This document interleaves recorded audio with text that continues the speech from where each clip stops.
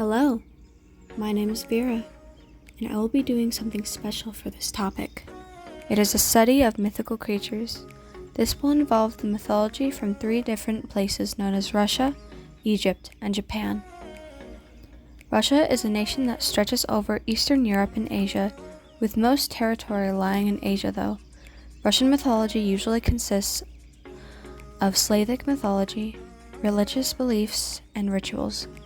The mythical creatures in Russian folklore, though, usually consist of more passive creatures, but can also include demons, the most popular being Baba Yaga and Kochi the Immortal. Then there are gods based on their religion. Other than that, most of Russian folklore consists of the animals in the species of foxes, sheep, goats, roosters, bears, and wolves. Most of these animals are then usually given human-like qualities, such as the ability to speak and then human appearances. Next would be Egypt. Egypt is on the northeast corner of Africa. Most of Egypt's mythology mostly involve creation myths, Egyptian gods, historic actions, and of course, their mythical creatures. Their most popular set focus, though, consisted of Mat, or in a few of many translations meaning truth, order, and justice. Their mythological animals in their worlds consist of mostly godlike beings, the most popular being Amit, someone who ate the hearts of people that the god Anubis believed that they were not good souls. Bennu, who is said to be the representation of creation and renewal, and then Apophis, a giant snake. But the similar versions of Egypt folklore can involve animals such as the Sphinx, and then even simpler, bulls, cows, cats, dogs, rams, goats, and more. Their most representative animal being large cats, such as cheetahs and lions, which were said to be kept as exotic pets back then. Lastly would be Japan. Japan is located in Northeast Asia, also known as just East Asia. With Japanese mythology, it mostly involves actions of supernatural beings and the adventures and lives of different heroes. An example of their heroes would be Yorimitsu, who was a famous warrior part of the Minamoto clan. One adventure of his consisted of a vanquishing of a boy-faced giant known as Shutendoji. Then, there are more supernatural beings who are mentioned. An example in their horror folklore would be Teke Teke, who is a devilish spirit of a girl who was frequently bullied at school. But then one day, she fell into a railway line and was cut in half by a train. Since then, she had become a vengeful spirit who carries a scythe and lurks around urban areas and train stations late at night, and would chop off the legs of whoever she chooses as her next victim. Other than that, their mythological animals mostly consist of rats, oxes, tigers, rabbits, dragons, snakes, horses, goats, monkeys, roosters, dogs, bears, and their most represented animal being a fox, and more. The most popular creatures known in Japanese mythology and these features include Oni, Kitsune, Kamenyu, the guardian lions, and hundreds more, as Japanese mythology has hundreds, maybe thousands of different versions of legends and creatures most known. Now that we have focused on what was most common or popular in these parts of mythology within creatures, gods, and supernatural beings, we need to move on to the main instance of this. The real topic is on the most rare individuals we have within these parts of mythology, and after a lot of research, I have chosen 3 individuals to be heard of today. The Sauropod from Egyptian mythology, the Indrik from Russian mythology, and the Baku from Japanese mythology. Sauropod. The sauropod is a rare mythical creature known from Egyptian mythology that resembles a large cat, most likely a leopard, and sometimes in other versions are portrayed as a lion or a lioness. They have the normal body of a normal leopard, but in contrast, they have a long, serpent-like neck at the end. resembles the actual head of a leopard itself. In other versions of its appearance, though, some say after the long serpent neck, it's just a reptile's head at the end instead. It is said to live in Well, Egypt, and was a symbol for the chaos that lay beyond the borders of their kingdoms. Most commonly, they are portrayed like this in both Egyptian arts and Mesopotamian arts as well, which is what I found interesting. Egyptian mythology does seem to spread out somewhat, but only towards here so far. They are said to eat in pairs, and when in combat, they are known in artifacts to intertwine necks and fight each other off that way, territorial or for mates. Their behavior is known for their strength and ferocity, with their origins being associated with the god of the sun, known as Ra. With their strengths and variety of behaviors, it is said to be known as one of the most powerful creatures known in the Pharaohs. Besides their behavior and appearance, they are also then said to have a variety of abilities, said to be mostly protective ones. First, tombs were found, and carved into those different tombs was the symbol of the sauropod. The carvings of the creatures were said to act as a spiritual significance of strength and authority, and also royalty. Secondly, in Egyptian religion, the sauropod was also associated similarly to the phoenix, mainly due to how, besides representing chaos, they were said to be associated with both rebirth and renewal. They were said to be able to use their powers for renewing someone's body and soul, and could bring dead individuals back to life, although it seems like they are lost in mythology, at least until now.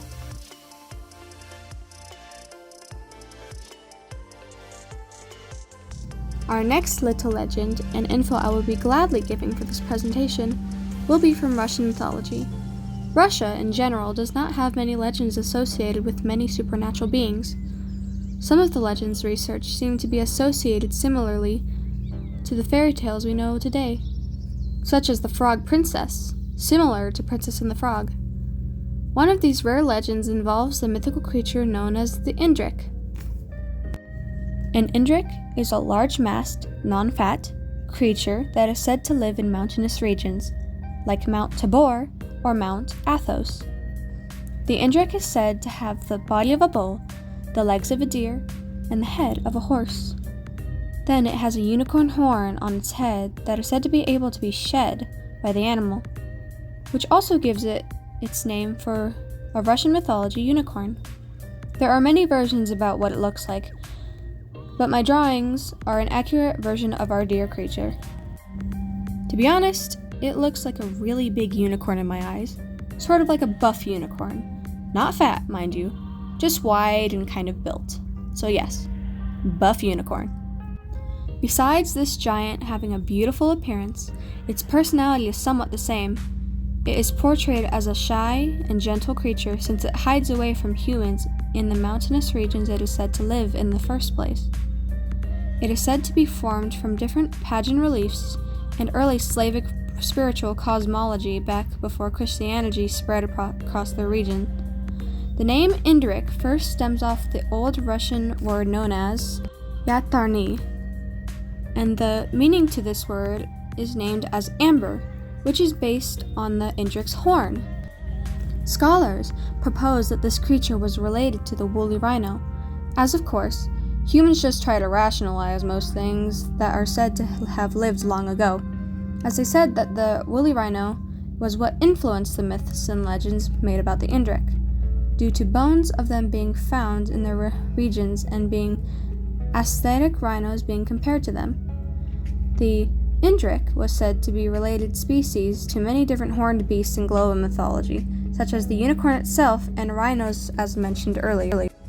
The appearance and lore alone already seems like a bit much, but I assure you there are many more qualities said to be possessed by the Indrik.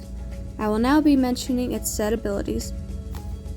Firstly, due to its immense size, it was said to have a large amount of strength and speed. Next is the myth of some of its resources, and according to other versions of its behavior, it was said to drink from the blue sea, and not just wander mountainous regions, but the underworld. Its immense strength allows it to pierce stone and dig holes to fill lakes and rivers with water. Then, when it skips, it is said to be able to shake the earth with its trotting, skipping hooves against the earth's surface, therefore causing earthquakes. But its intentions are not to hurt anyone and is unaware of its earthquakes really doing harm to humans living in the region. Its long horn sometimes is said to be made of gold in their myths, which is related to the translation of amber that I said earlier. They said it was to symbolize divinity, purity, wisdom, enlightenment, connection to cosmic forces, and holiness in Slavic pagan thoughts. It is not entirely confirmed, but it is also said that the Indrik can talk and has a melodious voice to strengthen its pure, gentle nature. Its color and fur, said to be most commonly be white, symbolizes purity, sacredness, and natural order. Then the entirety of the Indrik itself seems to be embodied by immortality, harmony between humans and nature, and spiritual transcendence. In bigger myths now, it was said to watch over us and make sure their harmony is balanced, and is naturally significant even today, but of course, not as popular now due to being about one of the rarest animals in mythological history. If I really knew about the Indrik before I researched such a passive, gentle creature, and if it was a part of my personal culture, I feel like it wouldn't have been doing much of a good job with its said job in the myths. But it is not. And I just find it as a very fascinating and beautiful creature that may or may not exist. I believe in all mythological creatures, as we don't know the entirety of the world, at least never 100% of the time. The abilities of the Indrik apparently do not stop here, not really at all, and I thought Japanese mythology would be the longest before this. Firstly, its next abilities can include the Indrik's horn said to be used to cause storms, floods, and lightning to imply justice, and then it can have healing qualities. Secondly, the Indrik's physical form is said to be able to change into smaller species of animals as an allusion to unworthy humans that find themselves in its presence. And only pure-hearted maidens or spiritual seekers were to see the Indrik and are seen as they are blessed with good fortune right after. Thirdly, its milk is also said to have mythological properties, mainly good ones, such as healing qualities. All of these qualities are used for its intentions of blessing whoever needs it the most and punishing the wicked. But the Indrik is both respected and also feared. Over the years, though, the Indrik's elemental manipulation and blessing qualities towards others seem to have faded away.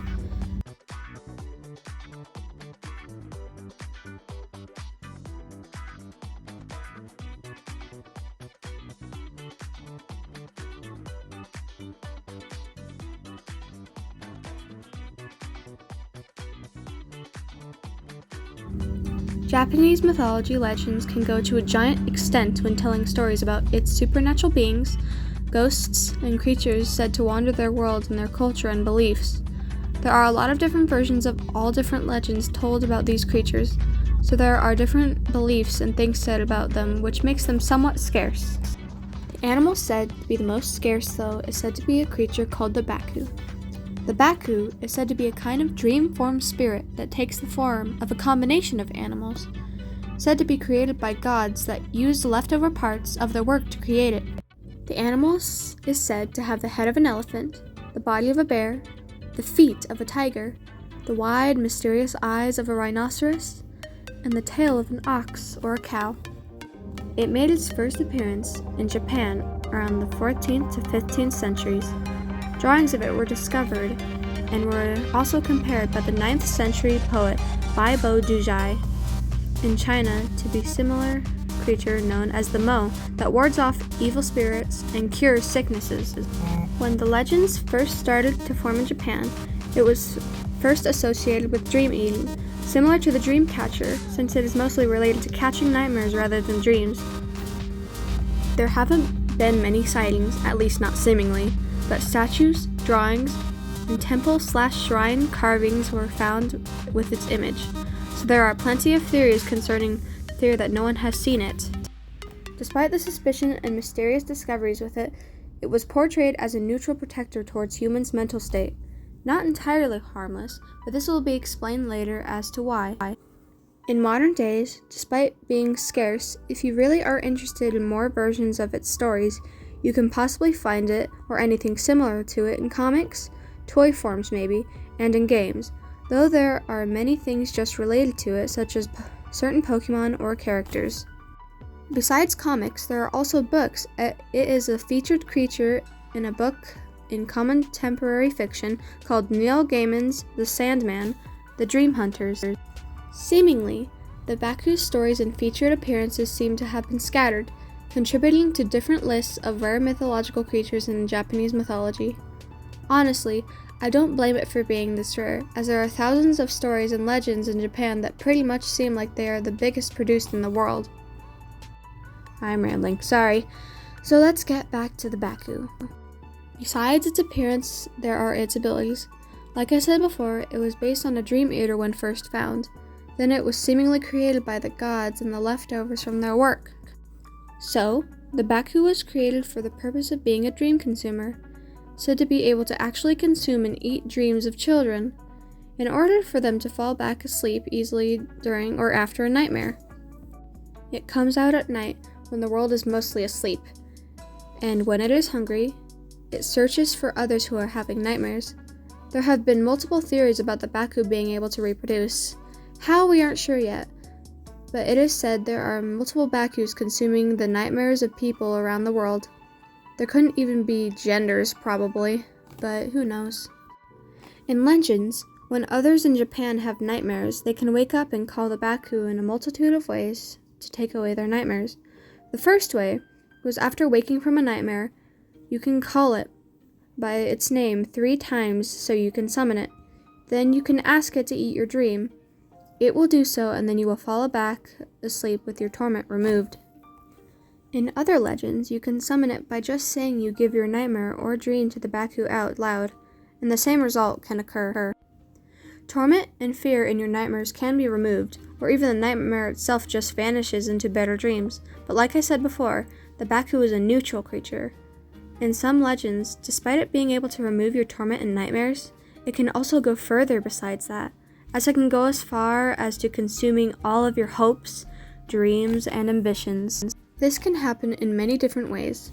For example, if your nightmare isn't that satisfying to its hunger, or if you call it too many times, it will start to consume all of your hopes and dreams until its hunger subsides. This can also be an occurrence of a greedy Baku. This happens when it is said to be called too many times, as if you do, it could become greedy and impatient, and then it will end in the same result. The Baku wanders at night in different parts of the world, waiting to be called upon by a mortal, or it searches for the Feast of Nightmares itself. With people who still believe in its legends and its spiritual form, the practice of keeping Baku talismans and amulets were kept by their bedsides in hope to be protected by the Baku from their nightmares. Bakus most commonly do have tusks, but in this version, this was based off of a science article that I read in biology class. In biology class, we found out that a lot of elephants have lost their tusks due to poaching. They adapted really quickly, so I decided to make it based off of that. I hope you enjoyed my story, and I hope this will bring back some of the spiritual creatures we may have forgotten. The sauropod and its chaotic but mysterious nature with gods, rebirth, and renewal in Egyptian mythology. The Indrik and its gentle, passive intentions with both humans and nature in Russian mythology. And the Baku with its neutral hunger for nightmares and culture in Japanese mythology. More or less of 80% of the world has not entirely been explored, and I know we will never fully understand anything no matter how much we find out about it. The stories and legends we hear can always be manipulated, so be careful. We never know what we may or may not know, whether it's true or not. This story may be lost too, eventually like all the others before. But this time, we hope you and everyone else will bring them back for this sliver of time that we have. Thank you for listening and watching with us, and we will see you again soon.